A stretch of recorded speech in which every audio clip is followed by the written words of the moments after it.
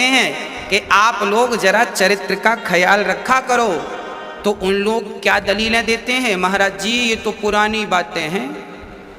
हाँ, आजकल तो सब अधिकांश पढ़ने वाले बच्चे, कॉलेज के बच्चे, अधिकांश बच्चे रिलेशनशिप रखते ही रखते हैं। ये आज का कल्चर बन चुका है, फैशन बन चुका है। आप बचिए, बचाइए, नहीं तो मूल नष्ट हो जाएगा, मूल नष्ट हो जाएगा। चरित्र के बिगड़ते ही सब बिगड़, फिर बचा क्या? चरित्र ही नहीं बचा तो फिर क्या बचा? फिर सब कुछ है तो किसी काम का नहीं। इसलिए राम चरित्र सुनवे को रसिया, राम लखन सीता मन बसिया। चरित्रवान बनिए। आजकल माँ बाप अपनी बेटियों को, अपने बेटों को दूसरे शहर में भेज देते हैं। अकेले वहाँ हॉस्टल में बेटी है, कमरे से बेटी है, किराए से। माँ बाप को लग रहा है बेटी पढ़ रही है। बहुत सारी बेटियां तो अच्छी होती हैं जो सिर्फ पढ़ती हैं, पर बहुत सारी बेटियां ऐसी होती हैं जो पढ़ाई करने तो जाती हैं पर वहां से वो चरित्र बिगाड़ कर आ जाती हैं। इस सच्चाई को आप माने ना माने, पर 80% है ये सच्चाई। 20% ही बेटियां ऐसी हैं जो दूसरे शहर जाती हैं या विदेश जाती हैं तो वहां से पवित्र वापस आती हैं, परंतु 80% तबाह बर्बाद होकर आती हैं। चरित्र बिगड़ जाता है, वो अपनी जवानी, अपने शरीर को कंट्रोल नहीं कर पाती और चरित्र से गिर जाती हैं। चाहे बेटी हो चाहे बेटे हो, 80%, 20% तो सब अच्छे हैं, पर 80%। इसलिए मैं माँ बाप से कहता हूँ बेटियों को, बेटों को खूब पढ़ाइए, पर पढ़ाने के पहले उन्हें चरित्र निर्माण की शिक्षा दे दीजिए। बेटा ये चरित्र क्या है, उन्हें समझाइए तो सही कि बेटा ये चरित्र चीज क्या है, ये चरित्र रहेगा तो क्या होगा और नहीं रहेगा तो क्या होगा। हाँ, हमारे देश में राम को क्यों पूजा जाता है? क्योंकि वो चरित्रवान थे। और रावण के पुतले क्यों जलाए जाते हैं? क्योंकि वो चरित्र से हीन था। आज गली गली उसके पुतले जलाए जाते हैं। अरे अरे अरे भाई, जब विजयदशमी आती है ना तो राम को भी लोग याद करते हैं, रावण को भी लोग याद करते हैं। फर्क इतना है कि राम को याद करके लोग उनके मंदिर बनाते हैं और रावण को याद करके उसके पुतले जलाते हैं। क्यों? क्योंकि राम चरित्रवान थे और रावण चरित्रहीन था। इसलिए ही ना, रावण जैसा धनवान राजा, रावण जैसा विद्वान भला इस सृष्टि में कौन होगा? रावण ने दिक्पालों को जीत लिया, रावण ने स्वर्ग को जीत लिया, रावण ने दुनिया को जीत लिया, पर रावण अपने मन को न जीत पाया, जिसके कारण आज तक उसके पुतले जल रहे हैं। अपनी काम वासना को ना जीत पाया रावण, इसलिए आज तक उसके पुतले जलते हैं। और आप कहते हैं कि ये चरित्र क्या है? हाँ, शायद अभी आप बच्चे हैं इसलिए पता नहीं है कि चरित्र क्या है। मेरी तो माँ बाप से हाथ जोड़ के विनती है कि अपने बच्चों के चरित्र निर्माण में आप सहयोग करें, उन्हें शिक्षा दें। बेटा ये चरित्र क्या है, क्या जरूरत है इसकी? हाँ, आज पढ़ने वाले बच्चे जाते हैं, शादी कर लेते हैं, लव मैरिज, कोर्ट मैरिज। एक माँ मेरे पास आई दौड़ी दौड़ी, महाराज जी मेरी बेटी ने अपनी शादी में मुझे बुलाया ही नहीं। माँ रोने लग गई। मैंने कहा माँ ये क्या कह रही हो, आपकी बेटी ने शादी कर ली, आपको नहीं बुलाया? हाँ महाराज जी ये कलयुग है, यहाँ बेटी ने शादी कर ली और अपनी शादी में अपने माँ बाप को इनवाइट नहीं किया, क्योंकि उस लड़की को किसी से प्रेम हो गया, कोर्ट मैरिज कर लिया। जब कोर्ट मैरिज कर लिया तो माँ बाप को किसी और से पता लगा कि शादी हो गई।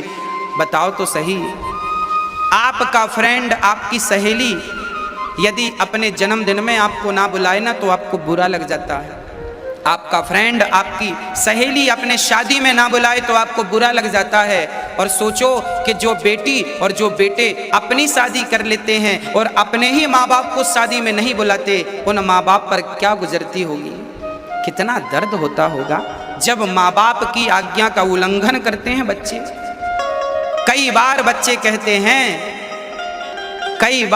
कहते हैं अपनी माँ से, तुमने क्या किया मेरे लिए? राम राम राम। इसलिए कहता हूं माँ का दिल ना दुखाना। माँ का दिल दुखाओगे, माँ का दिल तोड़कर शादी कर लोगे। आपने तो प्रेम विवाह करके अपना घर तो बसा लिया, लव मैरिज कर ली, अपना घर तो बसा लिया, पर माँ बाप का बसा बसाया घर तोड़ डाला इन बेटियों ने और इन बच्चों ने, इन बेटों ने। क्या इसलिए आपको पैदा किया था आपकी माँ ने कि माँ का दिल इस प्रकार से आप तोड़ दो? क्या यही आपके संस्कार थे?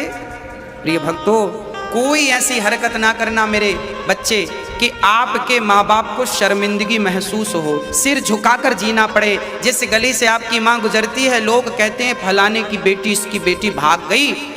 आपने गलती की, उसकी सजा आपके माँ बाप को जीवन भर भोगनी पड़ेगी। इसलिए ऐसी कोई हरकत ना करना कि आपके कारण आपकी माँ को शर्मिंदगी महसूस हो। शादी करना बुरा नहीं है, प्रेम करना बुरा नहीं है, पर माँ बाप की राजी मर्जी से हो।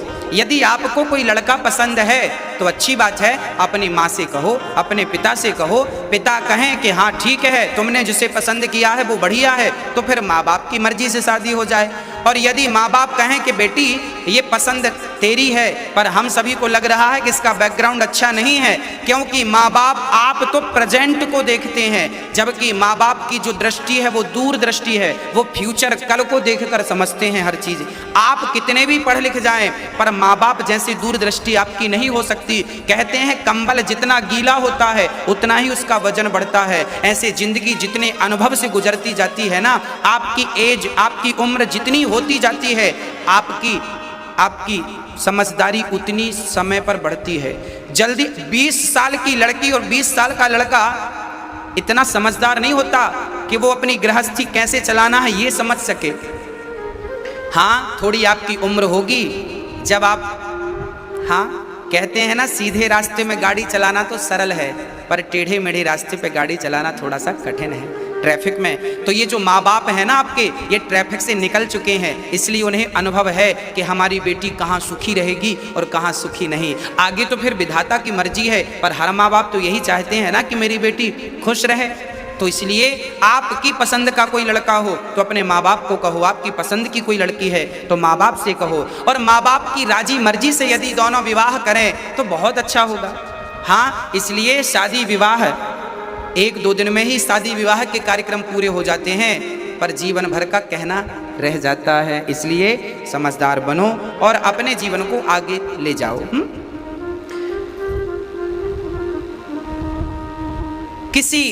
अभी कुछ दिन पहले एक बहन का मेरे पास फोन आता है। उस बहन ने रोते हुए कहा, गुरुजी मेरे पति का किसी स्त्री से चक्कर है, मेरे पति का किसी स्त्री से चक्कर है। और वो, मैंने कहा कि आप उस स्त्री से मिलो, कि क्यों तू मेरे पति को क्यों परेशान कर रही है, मुझे क्यों मेरे पति से छीन रही है मुझसे। उस लड़की ने कहा, गुरुजी मैं उस स्त्री से मिलने गई, उस लड़की से मिलने गई कि तू मेरा घर क्यों बर्बाद कर रही है, मेरा बसा बसाया घर है, मेरा एक बच्चा है, तू मेरे पति को अपने प्रेम के जाल में फंसाई है। तो पता उस लड़की ने क्या कहा, तू जानती नहीं कि कृष्ण की भी तो राधा थी, मैं तो तेरे पति की राधा हूं। अब कई लोग ना ऐसी दलीलें देते हैं, कई लोग ऐसी दलीलें कि हम तो तुम्हारे कृष्ण हैं, हम तो तुम्हारी राधा हैं। अरे राम राम राम, तुम इस गंदे रिश्ते के लिए भगवान को ले रहे हो। कहाँ राधा और कृष्ण का प्रेम निश्चल और कहाँ तुम्हारी गंदी वासना। हाँ, नरक जाओगे यदि भगवान की इस प्रकार से दलील उल्टी सीधी दी तो। भगवान कृष्ण और राधा ये केवल प्रेमी नहीं, पति पत्नी भी है। आपको स्मरण करा दूं, राधा का श्री कृष्ण से विवाह हुआ है, गर्गाचार्य जी ने कराया है, अब ब्रह्मा जी ने कराया है। गर्गाचार्य जी ने गर्ग संहिता में लिखा है, भांडीप वन में हुआ है, आज भी इसके प्रमाण हैं। राधा कृष्ण से प्रेम करती थी और वो कृष्ण की पत्नी थी। हाँ, किसी पुरुष से यूं ही प्रेम कर लो और नाम दे दो कि हम तो तुम्हारी राधा हैं, कृष्ण की भी तो राधा थी, घोर नरक जाओगी और करोड़ों साल तक नाली का कीड़ा बनोगी। यही तुम्हारे पाप का प्रायश्चित होगा। इसलिए अपनी पत्नी में खुश रहो, अपने पति में खुश रहो और किसी का घर ना बिगाड़ो, नहीं तो विधाता देख रहा है, उससे कुछ छिपा नहीं। 7 जन्मों तक तुम्हारा घर बसेगा नहीं यदि तुमने किसी के बसे बसाए घर की ओर दृष्टि डाली तो। हाँ, एक गांव में एक वैश्या आ गई गांव के बच्चों को, गांव के लोगों को दूषित करने लग गई। गांव वालों ने एक महात्मा जी को पकड़ा, महात्मा जी गांव में सारे लोगों को ये वैश्या बिगाड़ रही है, आप कृपा करो। संत बोले ठीक है। संत उसकी कुटिया के सामने अपना कुटिया बनाकर सवेरे से कीर्तन करने लग गए, सीताराम सीताराम, राधे श्याम राधे श्याम राधे श्याम। अब वो वैश्या सवेरे से जब राम नाम सुनती तो बड़ी डिस्टर्ब रहने लगी। उसके जो ग्राहक थे बाबा जी की कुटिया पे आने लग गए और सब भजन करने लग गए, सब सुधरने लग गए। वैश्या को लगा बाबा तो मेरा धंधा चौपट कर देगा, तो वैश्या ने अपने यारों से कहा जाओ जरा बाबा की कुटिया पर आग लगा दो। वैश्या के यारों ने जाकर बाबा की कुटिया पर आग लगाई, कुटिया धू धू करके जलने लग गई। महात्मा जी बाहर खड़े थे। तभी परमात्मा का निर्णय देखना, जब बाबा जी की कुटिया पर आग लगी तो भगवान ने थोड़ी सी हवा चला दी, और जब हवा चली तो आग उड़ उड़ के वैश्या के घर पर आने लगी, और देखते ही देखते वैश्या का घर जलने लगा। वैश्या दौड़ी दौड़ी आई, महात्मा जी आपने हमारा घर जला दिया। महात्मा ने कहा देवी मैंने तेरा घर नहीं जलाया, तेरे यार ने मेरा घर जलाया, तो मेरे यार ने तेरा घर जला दिया, हिसाब बराबर हो गया। जब आप किसी दूसरे का बिगाड़ते हैं तो ये मत भूल जाइएगा कि आपने किसी का थोड़ा बिगाड़ा तो परमात्मा देख रहा, अच्छा तुम उसका बिगाड़ रहे हो, अब देखो तुम्हारा क्या होता है। किसी का बुरा करके आपका भला कभी हुआ नहीं और हो नहीं सकता, ये गलतफहमी निकाल दीजिएगा। इसलिए अपनी पत्नी में खुश, अपने बच्चों में खुश, अपनी कमाई में खुश, अपने पति में खुश, अपने परिवार में खुश रहो। यहाँ वहाँ ताक झांक करने की आपको बिल्कुल आवश्यकता नहीं है, नहीं तो परमात्मा जो दंड देगा बहुत कठिन होगा। हाँ, और सदा मैं अपने बच्चों से कहूँगा कि अपने माँ बाप की सेवा करते रहिएगा, माँ का दिल ना दुखाइएगा, कभी भी माँ को तकलीफ मत पहुंचाइएगा, क्योंकि माँ पाल पोस कर बच्चों को बड़ा करती है और कितना लाड़ प्यार करती है, कितना लाड़ प्यार करती है बच्चों से। और वही बच्चे जब दिल तोड़ देते हैं ना तो बड़ा कष्ट उठाना पड़ता है माँ को। माँ बाप से बढ़कर जग में कोई नहीं है भक्तों। हाँ, माँ बाप से बढ़कर जग में कोई दूजा नहीं खजाना, जिसने तुझे जन्म दिया रे दिल उसका नहीं। कर्म हमें दो चीज देते हैं, अच्छा कर्म हमें पुण्य देगा और बुरा कर्म हमें पाप देगा। कर्म सबको ही कर रहा है, आप अच्छा कर्म करेंगे तो उससे पुण्य आएगा, बुरा कर्म करेंगे मुर्गी खाएंगे उससे पाप आएगा। कर्म तो हो रहा है, चूंकि आपको किसका ज्ञान नहीं है, धर्म का ज्ञान ना होने से आदमी कर्म तो करता है पर वह कर्म भी कर लेता है जो उसे नहीं करना चाहिए,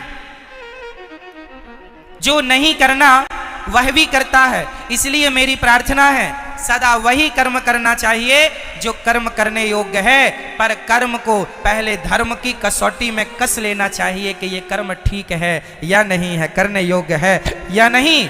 कर्म तो सब ही है, मैं आपको एक थप्पड़ मार दूं ये भी एक कर्म होगा, और मैं आपको सम्मान से यहाँ बिठा दूं ये भी एक कर्म होगा। कौन सा मुझे करना है कौन सा नहीं, ये कौन बताएगा, बोलो मेरी माँ। इसलिए प्रत्येक व्यक्ति को किसका ज्ञान होना चाहिए, जोर से धर्म का। यदि आप धर्म का ज्ञान रखते हैं तो आप जो भी कर्म करेंगे ठीक करेंगे। यदि आपको धर्म का नॉलेज नहीं है तो आप गलत कर्म कर सकते हैं, संभावना है, क्योंकि आपको ज्ञान नहीं है। जैसे एक पत्नी अपने पति को छोड़कर पराये पुरुष से संबंध रखे तो ये क्या है, वो अपना कर्म कर रही है। परंतु यदि उसे धर्म का ज्ञान होता तो ये हरकत वो कदापि ना करती। धर्म बताता है कि पति परमेश्वर है, इसलिए अपने पति को छोड़कर पराये पुरुष से संबंध रखना पाप है। यदि धर्म का ज्ञान होता तो अपने आप वो पाप से बच जाती, पाप से नहीं बची। क्यों? क्योंकि धर्म का ज्ञान नहीं था। और आज हमारे देश को धर्म निरपेक्ष कहा जाता है। गलत कहते हैं लोग धर्म निरपेक्ष। हमारे सनातन धर्म में, भारत में छोटी सी बच्ची से लेकर बूढ़े तक प्रत्येक व्यक्ति के अंदर धर्म होता था, होता है और होना चाहिए। हमारे देश में पहले कोई पुलिस नहीं थी, हमारे देश में कोई पुलिस की जरूरत नहीं थी। क्यों? क्योंकि आज जो काम पुलिस करती है वही काम पहले का प्रत्येक व्यक्ति जानता था कि ये पहले तो यहाँ 1 लाख रुपए पड़ा हो तो कोई छूता नहीं था, क्योंकि उसे ज्ञान था, उसे धर्म का ज्ञान था। ना जी, ये मेरा नहीं है, उठा लूंगा तो चोरी का पाप लग जाएगा। पहले लोग 1 लाख रुपए क्या 10 करोड़ रुपए भी देखते नहीं थे। पराई स्त्री को कभी स्वप्न में भी सोचते नहीं थे उसके बारे में कोई गलत बात। पराये पुरुष के लिए कभी देश की, मेरी भारत की महिला कभी गलत ख्याल नहीं रखती थी, क्योंकि प्रत्येक व्यक्ति को ज्ञान किसका था? बोलो जोर से, किसका? मेरी माँ। और जोर से, पीछे वाले बोलो, किसका ज्ञान? पहले धर्म का ज्ञान था। और आज ये हालत है कि लोगों की जूते चप्पल तक नहीं बच रहे, जूते चप्पल तक चुरा लेते हैं लोग। इसका मतलब है कि आज का इंसान धर्महीन हो चुका है, धर्म से खाली है, उसे ज्ञान नहीं है। वो तो केवल पेट भरने में लगा है। जैसे मिल जाए महाराज मर्डर कर लो, मर्डर करवा लो, मरवा दो, जो होए बस वैसा वो अपना पेट भरने में लगा। मार डाल करके, लूट करके, चोरी करके, वो डाका डाल के, कैसे भी वो अपना पेट भरने में लगा है। तो तुम इंसान हो कि क्या हो? इसलिए आप अपने बच्चों को धर्म का ज्ञान देना। मेरी माँ, धर्म के बिना इंसान पशु के समान है। धर्महीन व्यक्ति किसकी तरह है? जोर से, किसके? आप लोगों को धर्म का नॉलेज है, ज्ञान है या नहीं? बोलो हाँ या ना, बोलो हाँ या ना। मैया, आपको धर्म का ज्ञान है? कैसा बताओ, क्या है धर्म? चलो बताओ, नारी का धर्म क्या है? सबके भारत में धर्म है। पुत्र का धर्म है अपने माँ बाप को भगवान मानकर सेवा करना। पत्नी का धर्म है कि अपने पति को भगवान मानकर सेवा करना। दुकानदार का धर्म है ग्राहक को भगवान मानकर उसकी सेवा पूर्ति करना। हम सभी एक धर्म की बेड़ियों में बंधे हुए हैं। आप स्वतंत्र हैं या परतंत्र हैं? जोर से, जोर से, आप स्वतंत्र हैं या परतंत्र हैं? जोर से बोलो, बोलो और जोर से, हमें आवाज नहीं आ रही है। आप स्वतंत्र रहना चाहते हैं कि परतंत्र रहना चाहते हैं? आप स्वतंत्र रहना चाहते हैं या किसी के अधीन रहना चाहते हैं? बोलो। आप यदि अधीन रहना चाहते हैं तो किसके? बोलो। अब मैं बोल रहा हूं, ध्यान से, ये दास अनिरुद्ध समझाएगा। मैया कहां जा रही हो? अच्छा, तो हम चलते हैं। अच्छा, ध्यान से सुनो। आप कह रहे हैं हम स्वतंत्र हैं, गलत कह रहे हैं आप। ना तो स्त्री कभी स्वतंत्र हुई, ना तो पुरुष कभी स्वतंत्र हुआ। और यदि आपने स्वतंत्र होना चाहा तो आपका सर्वनाश हो जाएगा, पतन हो जाएगा। हम कभी स्वतंत्र नहीं हो सकते और हम होना भी नहीं चाहते। हम सदा धर्म के अधीन रहना चाहते हैं। हम किसके अधीन? बोलो। धर्म के अधीन। किसके अधीन? तो क्या आप स्वतंत्र हैं? नहीं। यदि स्वतंत्र होते और यदि आप मनमाना काम करोगे, आज एक स्त्री अपने पति को छोड़कर दूसरे पुरुष को रखती है, वो स्त्री अपने आप को स्वतंत्र मान रही है। उसकी स्वतंत्रता उससे पाप करा रही है कि नहीं? क्या समाज ऐसी नारी का सम्मान करेगा जो अपने पति को छोड़कर परपुरुष से संबंध रखे? बताइए। उसने स्वतंत्र रास्ता चुन लिया जो मन में आए। इसलिए हम स्वतंत्र नहीं हैं, हम वही करते हैं जो हमारा धर्म कहता है। क्या कहेगा धर्म, वो करेंगे हम। धर्म कहता है दूध पीना है बेटा, दूध पिएंगे। धर्म कहता है शराब नहीं पीना। आप मुझे 10 करोड़ रुपए देंगे और कहेंगे कि एक गिलास शराब पी लीजिए, तो मैं 10 करोड़ क्या पूरी सृष्टि की दौलत लाकर कदमों में रख देंगे, तो भी मैं अपने धर्म का परित्याग नहीं करूंगा। मैं स्वतंत्र नहीं हूं, मैं धर्म के अधीन हूं, मैं गुलाम हूं धर्म का। मैं किसका गुलाम हूं? मैं किसका गुलाम हूं? 2 नारियां हैं समाज में। एक स्त्री का नाम है सीता, बहुत ध्यान से सुनिएगा। एक स्त्री का नाम है मेरी मां सीता, और दूसरी स्त्री का नाम है सूपनखा। सूपनखा रावण के बहिनी। अब बताइए, सीता माता स्वतंत्र है या सूपनखा स्वतंत्र है? कौन स्वतंत्र है? बोलो मेरी मां, कौन? सूपनखा स्वतंत्र है। इसलिए वो किसी पुरुष से कहती है कि हमसे विवाह कर लो तो सम पुरुष नमो सम नारी। राम जी कहते हैं हमारा भाई वहां बैठा है, एक बार बात कर लो, बात बने तो। चली गई। इतनी निर्लज्ज है, देखो खुद अपनी शादी की चर्चा कर रही, खुद अपना विवाह तय कर रही। लक्ष्मण जी से कहती हमसे विवाह कर लो, तुम बड़े सुंदर हो। वैसे तो तुम्हारे भैया बड़े सुंदर हैं, पर वो नहीं मिल रहे हैं, तुम ही मिल जाओ। वो कहती है कि हम भी कम सुंदर हैं क्या? राम जी ने पूछा तुम्हारी शादी हो गई? कहती नहीं हुई, जबकि सूपनखा की शादी हो चुकी थी। सूपनखा के पति का नाम है विद्युत जिह्वा। सूपनखा के पति का नाम क्या है? विद्युत जिह्वा। इसे रावण ने मार डाला है, रावण ने मार दिया अपने जीजा को। और सूपनखा कहती है मैं कुंवारी हूं। तो लक्ष्मण जी ने नाक कान काट दिया। किसी ने लक्ष्मण जी से कहा क्यों जी आपने नाक ही क्यों काटी? लक्ष्मण जी बोले हाथ काटते तो इसे जाकर बताना पड़ता कि फलानी जगह गए थे तो हाथ कट गया। नाक इसलिए काटी है, इसे बताना नहीं पड़ेगा कि कहां गए थे, लोग देखते ही समझ लेंगे कि नाक कटाने ही गई थी, इसलिए नाक ही काटी। कहती है तो सम पुरुष न मोसम नारी। क्यों? क्योंकि सूपनखा का संकल्प वही है जो राम का। निश्चय